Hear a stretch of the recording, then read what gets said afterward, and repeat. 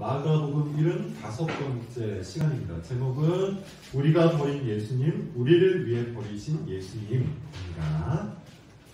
꽤 오래전 이야기인 것 같아요.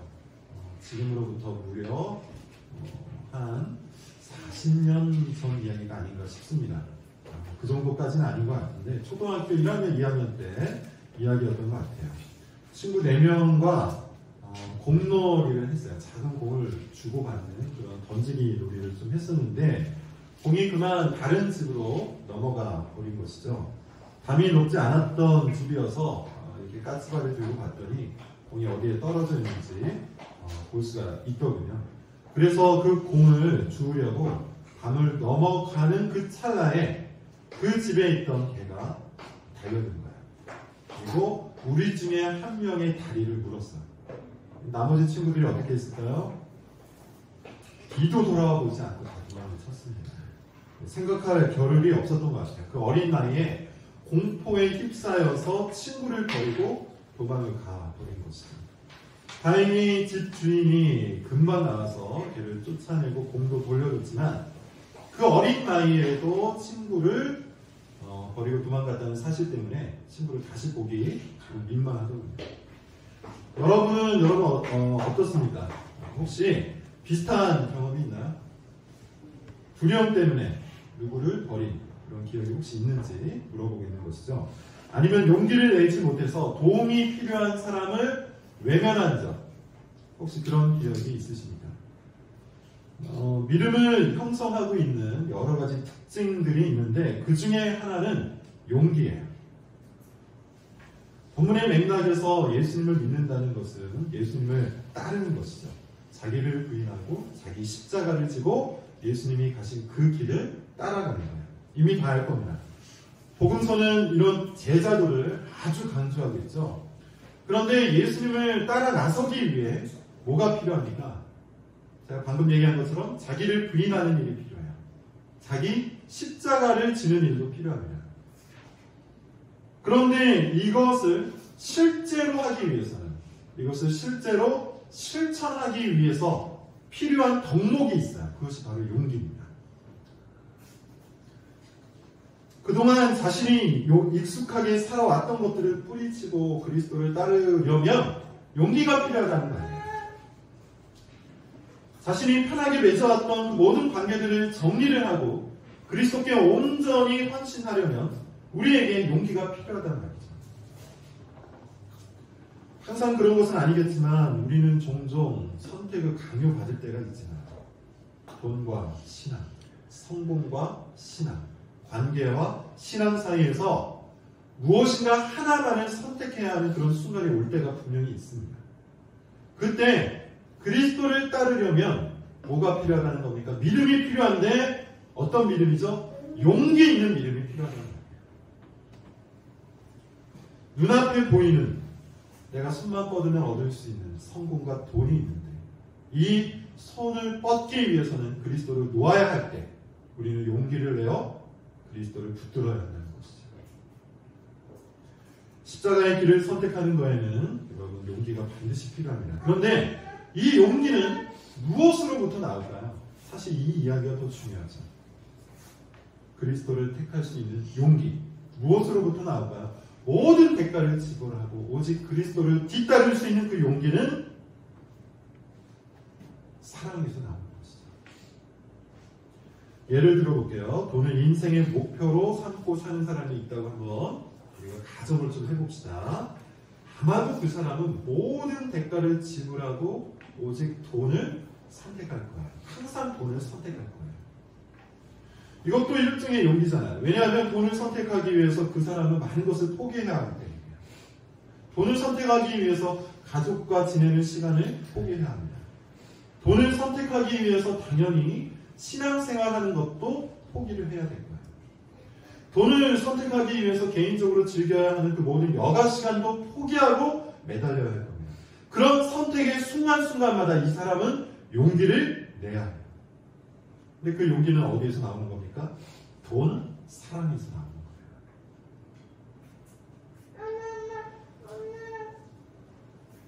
사랑하는 사람이 생겼다고 한번 칩시다. 거절당할 수도 있는데 거절당할 수 있는 그 두려움을 뚫고 고백할 수 있는 용기 어디에서 오는 겁니까? 사랑에서 오는 것이죠. 아마도 자녀를 가진 부모님들은 이 원리를 더 잘할 거예요. 낯선 사람과 눈 마주치는 것도 부끄러워하던 어떤 사람이 자녀를 위해서라면 낯선 사람과 멱살을 잡고라도 싸울 수 있는 용기가 생겨나죠. 어디서 나오는 겁니까? 사랑에서 나오는 거예요. 사랑이 우리에게 용기를 줍니다. 그리고 용기는 두려움을 물리칩니다. 두려움이 물러가면 우리는 당당히 제자의 길을 걸을 수가 있는 것이죠. 무엇이든지 버리고 무엇이든지 감당하면서 담대하게 그리스도를 따라갈 수 있게 된다는 말입니다. 요한일서 4장 18절 이렇게 말해요. 제가 읽어볼게요. 사랑 안에 두려움이 없고 온전한 사랑이 두려움을 내어 쫓나니. 뭐라고 이야기합니까? 사랑이 두려움을 내어 쫓는데. 다시 이야기하자면 사랑이 용기를 제공한답니다. 용기는 우리를 제자로 만듭니다. 자, 그렇다면 이 용기를 불러일으키는 그 사랑 어떻게 생겨날까요? 사랑이 용기를 불러일으키고 용기가 제자로서의 삶을 살도록 만드는데 이 사랑 어떻게 생겨날까요? 오늘 설교의 주제입니다. 자, 본문으로 들어가기 전에 지난주 본문을 복습하면서 시도를 좀 해보겠습니다. 제목을 여러분 다시 한번 기억을 해보세요. 반역의 절정과 순종의 절정, 이런 제목이었어요. 예수님이 예고를 하시죠. 너희가 나를 다 버리고 도망갈 것이다. 그랬더니 누가 나섭니까? 늘 그랬듯 베드로가 나서요. 베드로가 이렇게 얘기합니다. 다 버려도, 여기 있는 모든 사람들이 다 버려도 저는 절대로 예수님 버리지 않을 거예요. 죽을지언정 예수님을 버리지 않을 거예요. 큰 소리를 땅땅 치죠. 이 자신감이 얼마나 충만했는지 베드로는 예수님의 말씀까지도 무시해요. 오늘 네가 새벽 닭 울기 전에 3번이나 나를 부인할 거다. 이 말을 깡그리 무시하죠. 예수님께서 계속해서 앞날에 대해 예고하시는데 베드로는 귀담아 듣지 않았어요. 한 번 정도는 고민해볼 법한데 고민하지도 않았어요. 이유가 뭐라고 그랬습니까? 자기 자신에 대한 강한 자신감 때문이죠. 교만 때문이에요. 베드로가 어떤 사람이야? 평생을 억으로 살았어요. 거친 파도와 맞싸웠던 사람이에요. 그러면서 심신이 단련된 사람입니다. 나름대로 큰 집이 있었고 큰 배가 있었어요. 부자였단 말이에요. 무엇보다도 적극적인 성격을 갖고 있었죠. 아마도 베드로는 자신의 그 성격으로 자기가 원하는 모든 것을 성취했던 사람이었던 것 같아요. 심지어 지금도 예수님의 12 제자 중 첫손 꼽히는 제자가 됩니다. 그만큼 베드로에게는 자기 자신에 대한 강한 자신감이 있었어요. 이 강한 자신감이 예수님 말씀에 귀를 기울이지 못하도록 한 겁니다. 베드로는 자기 자신에 대한 강한 자신감으로 예수님을 위해 불순종의 길을 간 거예요. 굉장히 모순적이죠. 반면 성육신하신 우리 예수님은 어떠하셨습니까? 자신감을 따르지 않으시고 말씀을 따르셨어요. 겟세마네 동산에서 기도하고 계신 예수님은 베드로보다도 약했고요. 지난 본문을 보시면 베드로는 큰 소리를 탁당 쳤지만 예수님은 겟세마네 동산에 엎드려 뭐라고 말씀하시죠? 할 수만 있다면 이 잔을 옮겨주세요.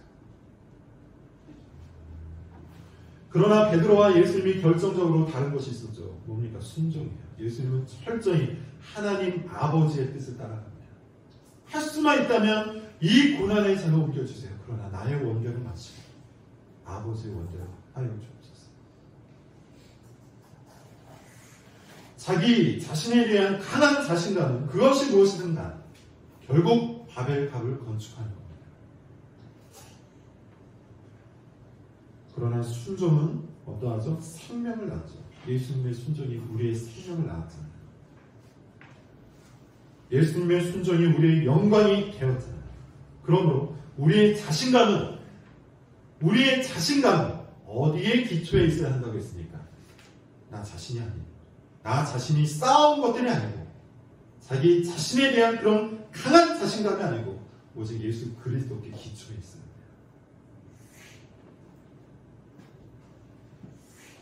그리스도께 기초한 자신감을 가지고 있는 사람은 넘어져도 다시 일어납니다. 불순종해도 다시 순종의 길로 갑니다. 왜냐하면 내가 순종의 길로 갈 수 있는 근거가 나 자신이 아니기 때문에 예수 그리스도가 되시기 때문에 우리 자신의 근거한 자신감은 우리가 무너지면 사라지지만 그리스도의 근거한 자신감은 우리가 무너져도 사라지지만 그리스도는 우리의 반석이 되시기 때문입니다. 자, 이런 맥락 안에서 오늘 본문 같이 한번 살펴보도록 하겠습니다. 43절을 읽고 계속해서 설교를 하도록 하겠습니다. 본문 43절입니다. 읽어볼게요. 시작. 예수께서 말씀하시기를 곧 12 중에 하나인 유다가 왔는데 대제사장들과 서기관들과 장로들에게서 파송된 검과 뭉치를 가지고 그와 함께 하였더라. 겟세마네의 기도가 끝나자마자 예수님께서 겟세마네에서 하나님 아버지께 기도하는 그 일이 끝나자마자 누가 옵니까? 가룟 유다가 와요. 누구랑 같이 왔죠? 대제사장 무리가 파견한 병사들과 함께 옵니다. 검과 몽치를 가지고 왔어요. 몽치는 몽둥이에요. 이들이 온 목적이 있었죠? 딱 하나예요. 예수님을 잡기 위해서 온 겁니다. 자, 46절까지 44절부터 46절까지입니다. 읽어볼게요. 시작. 예수를 하는 자가 이미 그들과 분노를 자 이르되 내가 입 맞추는 자가 이미 그를 잡아 단단히 끌어가라 하였는지라. 이에 와서 그 예수께 나와 납비어 하고 입을 맞추니 그들이 예수께 손을 내어 잡거늘. 가룟 유다 병사들 사이에는 군호, 신호가 있었답니다. 입 맞추는 거였어요. 가룟 유다가 예수님께 입을 맞추자 병사들이 와서 그를 잡습니다. 신호대로 예수님이 이제 잡히신 거죠. 자, 우리는 이 장면에서 예수님을 버린 첫 번째 인물을 만나요. 가룟 유다죠. 가룟 유다는 43절에서 말하듯 12 중에 한 명이에요. 12명의 제자 중 하나예요. 이 말은 무슨 뜻일까요? 가룟 유다도 다른 많은 제자들처럼 예수님의 말씀을 들었고 예수님의 능력을 보았고 예수님의 신비를 체험한 제자라는 뜻이에요. 모든 것을 다 보고 듣고 체험했어요. 예수님의 말씀에 감동도 받았을 거고 예수님의 능력에 놀라기도 했을 겁니다. 그런데 왜 가룟 유다는 예수님을 버린 걸까요? 가룟 유다의 마음속에는 무엇이 있었기에 다른 제자들에 앞서 심지어 적극적으로 예수님을 팔아버린 걸까요? 이미 몇 번 말했듯이 가룟 유다가 원하는 예수님이 아니었기 때문이죠. 요한복음 12장 6절에 의하면 가룟 유다는 돈을 좋아했답니다. 그래서 제자 공동체 안에 돈괴가 있었어요. 헌금함 같은 겁니다. 그 돈괴에서 돈을 훔치는 도적이었다고 표현을 해요. 이런 행동으로 미루어 짐작할 때 가룟 유다가 원하는 삶은 단순했어요. 명예를 얻는 것이었고 권력을 얻는 것이었고 돈을 얻는 것이었어요. 성공한 인생이었어요. 그것이 목표였다는 말입니다. 그래서 예수님의 능력과 인기에 힘입어 자기가 원하는 것을 얻고 싶었던 것이죠. 자기가 건축하고 있었던 이 바벨탑을 더 크게, 더 화려하게, 더 웅장하게 만들어 줄 수 있는 분이 예수님이라고 생각했던 거예요. 그가 원했던 구원자는 그런 예수님이었어요. 그런데 어느 날부터 예수님이 이상한 소리를 하기 시작하시는 거죠. 십자가를 말하고 죽음을 말하고 부활을 말씀하시는 거예요. 죽을 것이고 다시 살 것이다. 처음에는 그냥 또 알 수 없는 신비로운 이야기를 하시는가 보다 이렇게 넘어갔는데 계속해서 그것을 반복하시는 거예요. 심상치가 않은 것이죠. 심지어 뭐라고 얘기하냐면 우리들도 예수님을 따라 그 십자가의 길로 걸어가야 한다. 이렇게까지 말씀을 하시는 겁니다. 정신이 번쩍 들었겠죠. 자기가 원하는 구원자가 아니었던 거예요. 이제 가룟 유다의 선택은 매우 간단해졌습니다. 예수님을 버리는 거예요. 자, 여러분, 우리는 어떻습니까? 우리는 정말 예수님의 실체를 알고 믿고 있습니까? 예수님의 요구, 예수님의 말씀을 알고 예수님을 믿고 있나요? 예수님의 십자가가 무엇인지 알고 믿고 있냐는 말입니다. 아니면 그저 미루어 짐작하여 가룟 유다처럼 자기가 바라는 구원자를 정해놓고 그 구원자상을 예수님께 투영해서 믿고 있는 것은 아닙니까? 가룟 유다를 독특한 사람이라고 우리 생각하지 맙시다. 우리와 다를 바가 없는 사람입니다. 다 들었어요. 다 보았어요. 다 알고 있어요. 아마 이 자리에 계신 분들 대부분이 교회 생활을 10년 이상 했으리라 생각해요. 우리도 다 들었고 다 보았고 다 알고 있잖아요. 그런데도 가룟 유다는 예수님을 버렸어요. 자기랑 맞지 않아서 버린 거예요. 자기가 원하는 것과 달라서 예수님을 버린 겁니다. 지난주에 그리고 이번 주에 우리가 예수님을 어떻게 대하고 있는지를 한번 보시기 바랍니다. 우리는 가룟 유다와 다릅니다. 자, 또 다른 제자들이 예수님을 어떻게 버리는지 이제 한번 봅시다. 50절, 52절입니다. 50절, 52절. 자, 시작. 제자들이 다 예수를 버리고 도망하니라. 한 청년이 벗은 몸에 배 옷을 들고 예수를 따라가다가 우리에게 잡히매 배 옷을 버리고 벗은 몸으로 도망하니라. 앞 본문에서 지난주 설교 본문에서 예수님이 예고한 것처럼 제자들이 다 버리고 도망을 가죠. 예수님을 다 버리고 도망합니다. 마가복음의 저자인 마가는 일부러 제자들이 다 예수님을 버렸다는 말을 강조하고 있어요. 다라는 말을 강조를 하고 있다는 말입니다. 누구를 의식하는 걸까요? 문맥적으로 보면 베드로예요. 베드로가 뭐라고 얘기했어요? 다 버려도 나는 안 버리겠습니다. 근데 마가는 뭐라고 기록하고 있죠? 다 버렸다고 기록하고 있어요. 다른 제자가 예수님을 버린 것처럼 베드로도 예수님을 버렸습니다. 그렇다면 왜 버린 걸까요? 큰 소리 땅땅 치던 베드로와 또 베드로를 따라서 동일하게 큰 소리를 쳤던 제자들은 왜 예수님을 버리고 있는 걸까요?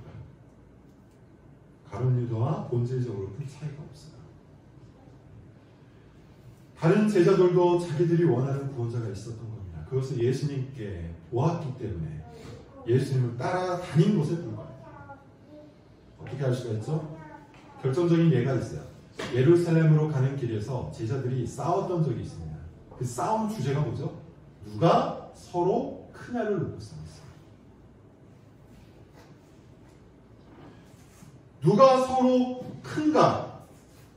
왜 이것을 갖고 싸운 것이죠? 예루살렘에 가면 예수님이 왕으로 등극하실 수도 있는데 그러면 우리도 그 자리에서 한 자리씩 할 수 있겠거니라고 생각했기 때문에 그래서 이왕이면 더 높은 자리를 갖고 싶었던 겁니다. 이 싸움 뒤에 나온 사건이 또 있어요. 아주 구체적으로 야고보와 요한이 예수님께 가서 우리를 예수님 우편과 좌편에 앉혀주십시오 라고 이야기한 것이죠. 이 사건들은 심지어 예수님이 십자가 사건을 예고하시는 중에 나온 사건입니다. 제자들이 예수님의 말씀을 사실은 하나도 듣고 있지 않았던 거예요. 그들 역시 자신들이 쌓고 있었던 이 바벨탑을 위해 예수님이 필요했을 뿐이었던 것이죠. 자, 그런데 51절에 보면 묘한 표현 하나가 나옵니다. 가룟 유다나 베드로처럼 특정할 수 있는 인물을 아주 분명하게 말을 해오던 이 마가가 갑자기 익명의 한 청년 이야기다. 51절에 보면 이런 말이 나오죠. 한 청년이 벗은 몸에 배 혼이불을 두르고 라는 표현이 나와요. 굳이 본문에 들어가지 않아도 될 것 같은 상관이 없는 이 이야기를 마가가 굳이 집어넣은 겁니다. 학자들에 의하면 이 청년, 익명의 이 청년은 마가 자신의 가능성이 높대요.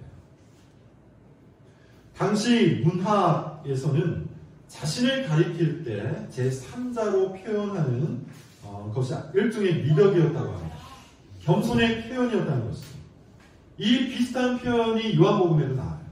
요한복음 21장에 보면 예수께서 사랑하시는 그 제자라는 말입니다. 누구를 말하는 걸까요? 요한 자신을 가리키는 표현이에요. 자, 중요한 것은 그가 누구든지 간에 그가 예수님을 버렸다는 것이죠. 그리고 벗은 몸으로 지금 베폰 이불만 두르고 예수님을 쫓아갔다가 그것을 다 버리고 또 벗은 몸으로 도망쳤다고 해요. 아마도 급하게 도망을 쳤다가 예수님을 쫓아가려고 이불을 둘러쓴 것으로 우리가 추정을 해볼 수가 있습니다. 어찌되었든 간에 자신이 누구인지 들통이 나자 어떻게 합니까? 그마저도 벗어던지고 아주 급히 도망가는 수치스러운 모습을 보여주고 있어요. 근데 만약에 여러분 한번 우리가 생각을 해볼까요? 이 청년이 정말로 마가라면, 마가 자신이라면, 마가는 자신의 이 수치스러웠던 행동을 복음서 안에 그대로 기록을 하게 된 것이죠. 외면하고 싶고 기억하고 싶지 않고 거부하고 싶었던 자기 자신의 흑역사를 수많은 사람들이 보게 될 복음서에 기록을 하고 있는 겁니다. 왜 그랬을까요? 굳이 안 넣어도 상관이 없는 이 사건에 마가는 왜 기록을 하고 있는 걸까요?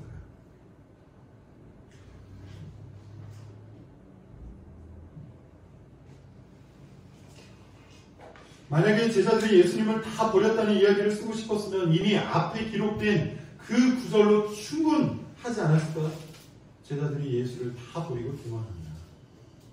여기에는 마가도 포함되어 있기 때문에 굳이 이 수치스러운 사건을 또 쓸 필요는 없었을 겁니다. 그럼에도 불구하고 마가가 이 부끄러운 기록을 기록한 이유는 이 사건은 객관적인 사건이 아니라 주관적인 사건으로 받아들이고 있다는 것을 보여주는 것이죠.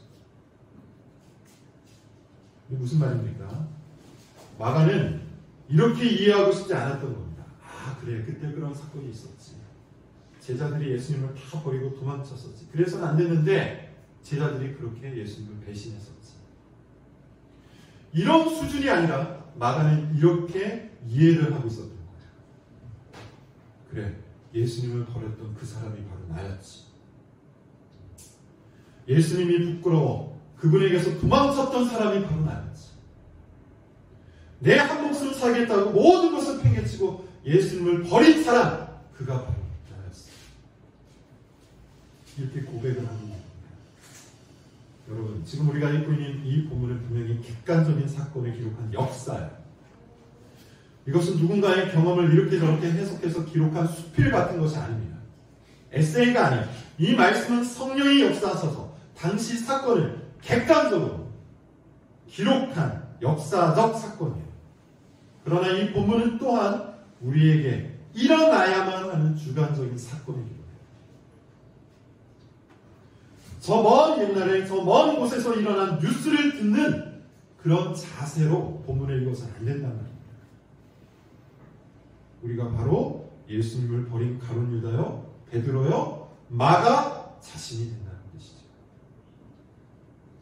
나의 바를 탑을 위해 내가 원하는 안정과 성공과 영광을 위해 어제도 예수님을 버려, 오늘도 예수님을 버려, 한 달 전에, 한 달 후에도 아주 쉽게 예수님을 버릴 사람, 버렸던 사람, 그가 바로 나라는 거예요. 돈 때문에, 자기 경력 때문에, 게으름 때문에, 관계 때문에, 고집 때문에, 자기가 열심히 건축해가는 자기만의 바벨탑 때문에 예수님을 버린 적이 우리가 얼마나 많습니까? 이 본문은 그렇게 우리 안에 있는 반역적인 기질과 악한 본성, 그리고 배신했던 모든 경험들을 끄집어내는 겁니다. 그런데 우리와 달리 예수님은 어떠십니까? 이 모든 것을 알고도 자신이 사랑했던 제자들이 자신을 버릴 것을 알고도 예수님은 제자들을 위해 자기 자신을 버리고 계시죠.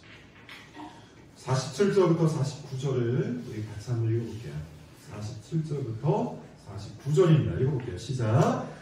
옆에 서 있는 자 중에 한 사람이 칼을 빼어 개 제사장의 종을 쳐 그 귀를 떨어뜨리니라.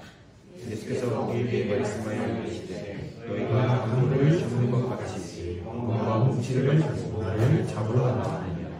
내가 날마다 너희와 함께 성전에 있으면서 가르쳤으되 너희가 나를 잡지 아니하리라. 그러나 이 성경을 이루려 함이라 하시더라.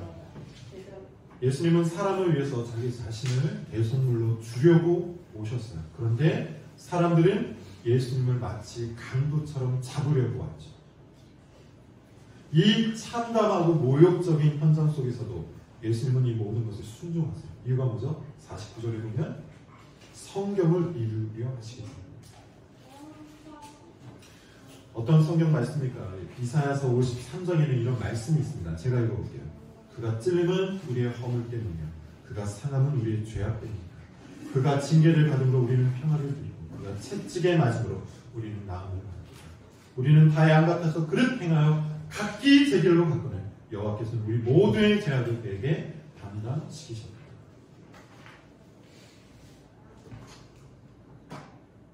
예수님은 왜 자기 자신을 버리신 겁니까?